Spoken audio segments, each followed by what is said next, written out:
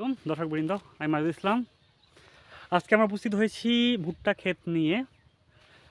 এটা নীলফামারী জেলার অন্তর্গত জলঢাকা উপজেলার কালকোট নামে একটা গ্রামে। সেখানে অবারিত ভুট্টার ক্ষেত, চারদিকে শুধু ভুট্টা, শুধু ভুট্টাই দেখা যাচ্ছে আশেপাশে। তো আজকে ভুট্টা নিয়ে আমরা কিছু জানবো আসলে। তো ভুট্টা হচ্ছে বাংলাদেশের দ্বিতীয় প্রধান খাদ্য, সেকেন্ড স্টেপল ফুড যাকে বলা হয়। এবং ভুট্টা নিয়ে বেশ কিছু আমরা জানি। ভুট্টার অনেকগুলো ব্যবহার আছে, ভুট্টা বিভিন্ন ক্ষেত্রে ইউজ করা হয়। ভুট্টার প্রধান ব্যবহারের মধ্যে একটা হচ্ছে আটা তৈরি, আটা বা গম বা ময়দা তৈরি করে। ভুট্টার স্যুপ ব্যবহার করে। ভুট্টা দিয়ে হচ্ছে বিভিন্ন ধরনের গাছ, উদ্ভিদের যে প্রাণীর যে গবাদি খাবার, যেমন সাইলেজ তৈরি করা হয়, মাছের খাবার তৈরি করা যায় ভুট্টা দিয়ে, মুরগির খাবার, গরুর খাবার তো হয়েই থাকে ভুট্টা দিয়ে। আর ভুট্টার যে খোসা থাকে এবং ভুট্টার যে গাছটা থাকে জ্বালানি হিসেবে ইউজ করা হয়। এছাড়াও ভুট্টার দিয়ে বিভিন্ন ধরনের সিরাপ তৈরি করা যায় এবং বাচ্চাদের জন্য বায়োমিল তৈরি করে, ছোটো বাচ্চার জন্য বায়োমিল তৈরি করা যায়। এবং আমরা বিভিন্ন ধরনের নাস্তা স্বরূপ বা অনেক সময় আড্ডা দেওয়ার সময় পপকর্ন খাই থাকি, এটা ভুট্টা থেকে তৈরি হয়। এবং ইন্ডাস্ট্রিতে ইথানল তৈরিতে, বায়োপেস্টিসাইড, বায়োপ্লাস্টিক তৈরি করতে ইউজ করা হয়, অ্যালকোহল তৈরি করতে ইউজ করা হয়। এবং বিভিন্ন ধরনের ওষুধ শিল্পে ভুট্টার অনেক কত রয়েছে। তারা দেখতে পাচ্ছি কি ভুট্টার নানাবিধ ব্যবহার। হ্যাঁ, তো এই ভুট্টার মধ্যে আমরা যেটা ভুট্টার গাছ দেখি, ভুট্টার মধ্যে কয়েকটা পোর্শন আছে। ভুট্টার সবচেয়ে যে উপরে যে পোর্শনটা, তাতে ভুল হচ্ছে মেল পার্ট, যাকে বলে ভুট্টার ট্যাসেল। এই ট্যাসেল থেকে যদি নিচে দেখি আমরা, এটা ভুট্টার যে এই নোটগুলো আছে, ইন্টারনোট বলি আমরা, দুইটা নোটের মাঝখানে বলি ইন্টারনোট। এটা যে ভুট্টার পাতা, এটা লিফ বা লিফ ব্লেড বলি এটাকে আমরা।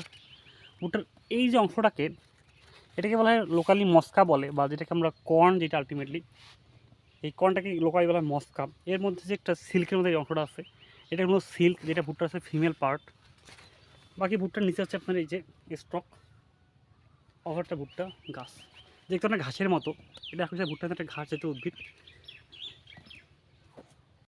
ভুট্টা বিভিন্ন ধরনের পোকা অ্যাটাক করে। এটাকে অন্যতম হচ্ছে কাটুই পোকা বলা হয় এটাকে। এছাড়া জাপ পোকা বা মাজরা পোকা বলি আমরা। বিভিন্ন ধরনের এফিড হয়ে থাকে ভুট্টায়, লেদা পোকা, এগুলো ভুট্টায় কাজ করে থাকে। যাতে ভুট্টা অনেক ক্ষতির কারণ হচ্ছে এসব জাপ পোকা। এছাড়াও ভুট্টার বিভিন্ন ধরনের রোগ হয়ে থাকে, তার মধ্যে হচ্ছে leaf blast, bacterial leaf blight, fusarium root stock ইত্যাদি। তো আমাদের সবচেয়ে সমস্যাটা, এইসব রোগের কারণে যদি আমাদের বিভিন্ন ধরনের রোগ অ্যাটাক করলেও দেখা যাচ্ছে যে রোগের কারণে ফসলের একটা ইম্প্যাক্ট পড়তেছে। যে পাতা ছিদ্র হয়ে গেছে আমরা দেখতে পাচ্ছি, তা কিছুর অনেক ক্ষতির সম্মুখীন হয়। কিন্তু আমাদের সরকারি উদ্যোগগুলো যদিও কিছু নেওয়া হয়, কিন্তু আসলে ফিল্ড লেভেলে খুবই ক্ষীণ পর্যায়ে আসে আর কি। তবে প্রাইভেট, আসার কথা হচ্ছে প্রাইভেট বিভিন্ন কোম্পানিগুলো এটা কাজ করতেছে কিছু হলেও। তবে এইসব নিয়ে অবশ্যই কাজ করা দরকার। যারা কৃষিবিদ বা বিভিন্ন ধরনের গুরু আছেন যারা, তাদের সবারই উচিত এইসব বিষয়ে কাজ করা। ভুট্টার একটা সম্ভাবনা, একটা খাদ্য আমাদের দেশের জন্য, যারা বিভিন্ন ধরনের সম্ভাবনা এখানে কাজ করতেছে, তাদের সবার উচিত ভুট্টা নিয়ে, তা কৃষকরা প্রপার জায়গাতে ভুট্টার চাষ করতে পারে এবং তারা প্রফিট পেতে পারে। ভুট্টার অনেকগুলো জাত আছে, তার মধ্যে অন্যতম হচ্ছে সম্পদ, বাড়ি ভুট্টা 1, 2, 3, 4, 5। হ্যাঁ, এছাড়া হচ্ছে শুভ্র, বিপ্লব, পায়োনার। বাংলাদেশ গম ও ভুট্টা গবেষণা ইনস্টিটিউট, এটা মূলত বেশ কাজ করছে ভুট্টার বিভিন্ন জাতের উন্নয়নের জন্য। তা কৃষকদের আসলে আমাদের কৃষিবিদ যারা বা বিভিন্ন ধরনের কৃষি কর্মকর্তা আছে, তাদেরকে উচিত প্রপার কৃষি বীজটা কৃষকের কাছে আসলে পৌঁছায় দেওয়া।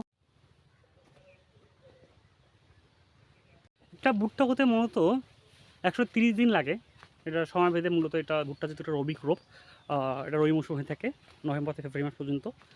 ভুট্টার 4 মাস লাগে, 4 মাস। তবে ভুট্টার ক্ষেত্রে একটা আশা, ভুট্টার কিন্তু কস্টিংটা, ব্যয়ভার অনেক কম। কৃষক এবং কৃষকের সঙ্গে কথা বলে আমি জানলাম যে কৃষকরা ধানের তুলনায় ভুট্টার ক্ষেত্রে বেশ প্রফিটেবল কম্পারেটিভলি। যেহেতু আমাদের দেশের কৃষির যে বাজার অবস্থার খুবই নাজেহাল, কারণ প্রপার বাজারটা আসলে হয় না, কখনো বেশি কখনো কম থাকে। এই দুর্লভ অবস্থায় কৃষকরা আসলে তাদের ফার্মিংটা করে থাকে। তাই আমাদের সবার উচিত এই কৃষি মার্কেটিং বা এগ্রিকালচার মার্কেটিং ব্যাপারটাকে জোর দেওয়া। আমি পার্সোনালি এটাকে খুব বেশি প্রমোট করার ট্রাই করতেছি, কারণ আমরা জানি কৃষকের যে প্রপার দাম, ভ্যালু অ্যাড করা।